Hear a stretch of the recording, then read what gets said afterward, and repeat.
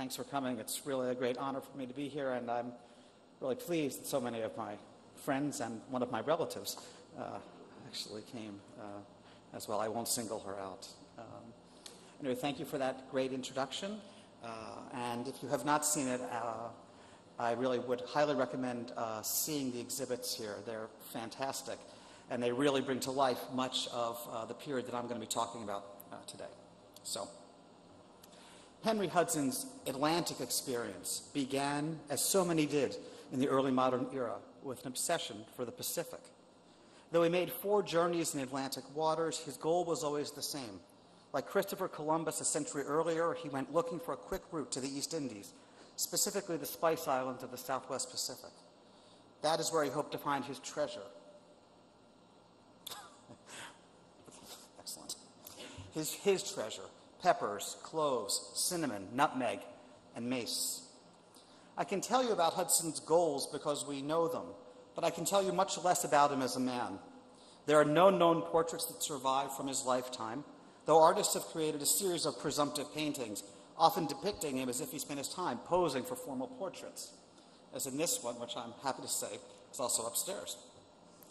Still, there is much in the surviving record. There's much that the surviving record suggests.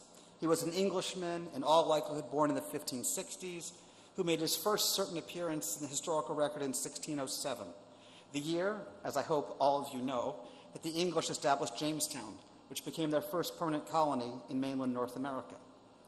Our knowledge of Hudson comes to us from a relatively small number of documents: 6 complete or partial accounts from his overseas voyages, all of them published posthumously in 1625, 2 inquiries that took place in London in the 16-teens, and contemporary speculation about his fate.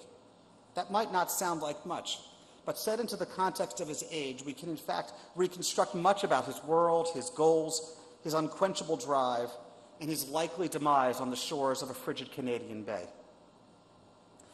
Like the needle of a compass, Henry Hudson was always attracted to the north. In 1607, he led a mission that he hoped would take him from England over the top of the world, past the North Pole, toward East Asia. It would be the first of 4 voyages that would make him one of the most intrepid and important explorers of his age, even as he failed in his quest to find a northern route to the coveted riches of the East Indies, and even though his final voyage ended in mutiny, mystery, and quite possibly murder. Like all European explorers of his age, Hudson knew the great rewards that would come to the one who found a quick and new route to the vast markets of spices and silks in East Asia and the Southwest Pacific. A load of nutmegs from the Isle of Banda, the only place to get them before the 19th century, would begin by boat to Southeast Asia and then overland on a series of caravans with cargoes changing hands regularly. Each time a new person took over, the cost would increase, and the risk to the spices themselves could be considerable on this journey that's been estimated to be 10,000 miles long. Not surprisingly, English and other European merchants had wanted to find a quick water passage for almost a century. The existing sea route, pioneered by the Portuguese long before Hudson came on the scene, ran along, as you can see here, the west coast of Africa, through the Indian Ocean, and eventually to the Southwest Pacific, a journey that could total about 20,000 miles. An expedition that left from Lisbon, one of the major entrepôts of the trade, might not return for 3 years. During the age of sail, there was no obvious way to reduce the time and expense of this southern route. English explorers knew that discovery of a northern route would bring glory to their realm and also help the larger Protestant mission to rescue Christendom from the thraldom of Rome. Of course, Hudson's backers had other goals too, notably making an enormous fortune by controlling the trade between the East Indies and England. The English East India Company, organized only a few years earlier, had already begun to sail commodity-laden vessels home from the Spice Islands. But when the company formed, its ships had to follow the long course that took them out of Europe and around Africa and India before arriving at their destination, a journey through thousands of miles of open seas, which put them at risk of Barbary pirates who had the unfortunate habit of taking English sailors captive and selling them as slaves in Muslim countries. Hudson knew that a northern passage, despite the risks every sailor confronted in the Arctic, could cut the time substantially and thereby increase profits by reducing the cost of any venture. So in 1607, Henry Hudson headed north towards what he and many geographers believed would be an ice-free Arctic Sea. Maps from the age routinely suggested the ease of this route. I'm going to show you two maps here, including maps produced by such leading cartographers as Mercator and Ortelius. The theory was simple enough, as you'll see in the next picture. In high latitudes, the sun shone almost continuously during the summer, and heat would naturally melt any ice. And you can see the open polar sea there at the top, at the middle of the picture. Of course, even this theory suggested that timing was crucial. One had to get into and across the ice-free northern sea before the start of autumn and the inevitable advance of the next winter's ice. The theory, for what it's worth, existed until the 19th century, when centuries of Arctic exploration finally convinced Europeans that the sun lacked the power to melt all of the ice. That, of course, as you are well aware, was before our era of global warming, but that's another story. Hudson learned soon enough that if an ice-free polar sea existed, he was not going to find it in 1607. Once he realized that he could not get past the ice, he returned to London. But he didn't give up. The next year, he launched another expedition from England, this time in search of the Northeast Passage, a water route through the seas north of Russia to East Asia.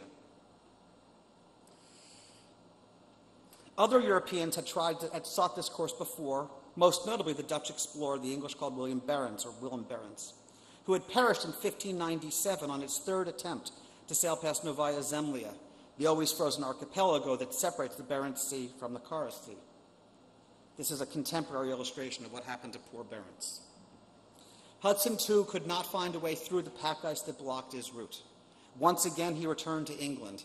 It would be almost 300 years before Europeans managed to complete a voyage from the Atlantic to the Pacific, north of Russia. And you'll know if you're a regular reader of the New York Times, as I assume many of you in this room are, that now this shipping lane is becoming available because of global warming. Despite these failures, Hudson held on to his reputation, and for good reason. He had led 2 journeys into the Arctic and returned each time with his ship intact, thereby protecting the investment of his backers. In 1609, the Dutch East India Company, the leading competitor of the English mercantile house, hired Hudson to lead another journey in search of the Northeast Passage. The French also thought about hiring him, but he signed on with the Dutch, who provided him with the 80-ton Half Moon and perhaps most of his crew, who signed up for a chance to succeed where Barents had failed. But once again, ice blocked the route, and so Hudson and his men debated where to go. Some suggested that they attempt a passage in the North Atlantic past Greenland, in waters sailed earlier by the English explorer John Davis, and whose name can still be found on the strait on the west side of Greenland. But Hudson had heard of another possibility. Captain John Smith, a leading player in the English colonization of Jamestown in 1607, had told Hudson that the Powhatans claimed there was a water route to a large ocean to the west. Other Indians made similar claims, and the English believed them. It had perhaps not crossed their mind that maybe the natives were trying to get them to continue on their way and leave them alone. Smith told Hudson that the route was somewhere north of Virginia, and so Hudson and the men on the Half Moon decided to look for it. They sailed along the coast of the Northeast from Newfoundland, where they met French cod fishermen trading with the locals, to the Outer Banks of North Carolina. I hope you can see this this is not my map, but I hope you can see the details of where they tried to go. They sailed past the site of the presumed disaster of Roanoke in the mid-1580s. Hudson could have sailed up the Chesapeake, but he chose not to. Instead, he headed, here, and eventually up the river that now bears his name. This journey didn't go as well as Hudson had hoped. Munsey's attacked and killed one of his men in September of 1609, and from that point on, the English and the Dutch crew of the Half Moon had fraught relations with the Indians, which culminated in a major skirmish that convinced Hudson to leave. On his return to Amsterdam, he landed in England, perhaps detained by local authorities. That autumn, he told others that he was eager to return to North America the following year. No mariner of this age knew the North Atlantic as well as Hudson. His willingness to lead ships northward season after season revealed him to be a man willing to take risks in the effort to explore new territory and to bring home hard-won knowledge. Remarkably, none of Hudson's men perished on the expeditions of 1607 and 1608, and almost everybody came home in 1609. As he proved, he knew what it took for his men to survive. He understood the particular challenges that all Europeans faced in northern waters.